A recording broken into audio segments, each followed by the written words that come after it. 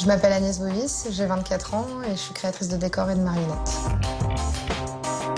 J'ai fait un baccalauréat en arts appliqués et après je suis montée à Paris donc faire un premier diplôme de métier d'art en broderie, puis une formation de marionnettiste dans un théâtre et après un deuxième diplôme de métier d'art, sculpture appliquée aux matériaux de synthèse.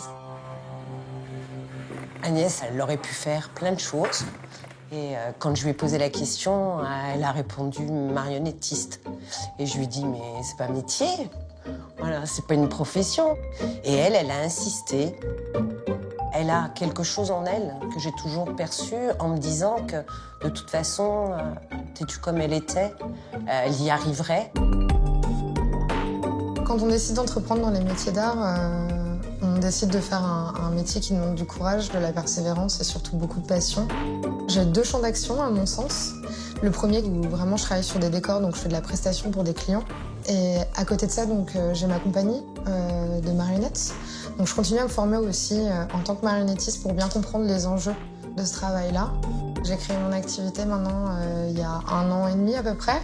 Et là, depuis 5 mois, je suis installée aux ateliers de Paris, donc à l'incubateur. Je dispose d'un atelier de 20 mètres carrés, donc c'est vraiment super pour travailler. Et puis il y a aussi un vrai relationnel avec les gens qui sont d'autres artisans ou d'autres designers. On est seul et en même temps on est entouré. Les 4 mois que j'ai passés ici m'ont permis de faire des bonds géants. J'ai pu déterminer que dans mon travail, j'avais besoin d'avoir une équipe ou de travailler en équipe. Donc j'ai décidé de prendre une stagiaire. Elle apprend à mon contact, mais moi j'apprends énormément en lui montrant et en lui expliquant.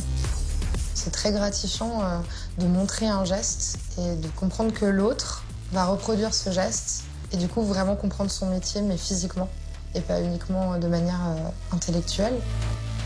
Il faut faire attention à ne pas oublier cette manière qu'on a de transmettre nos métiers par le geste, par la répétition. C'est ça pour moi qu'il faut préserver. Pour moi, c'est un acte citoyen finalement de travailler dans les métiers d'art. J'ai l'impression de militer d'une manière ou d'une autre, en préservant quelque chose et en respectant aussi les gens autour de moi.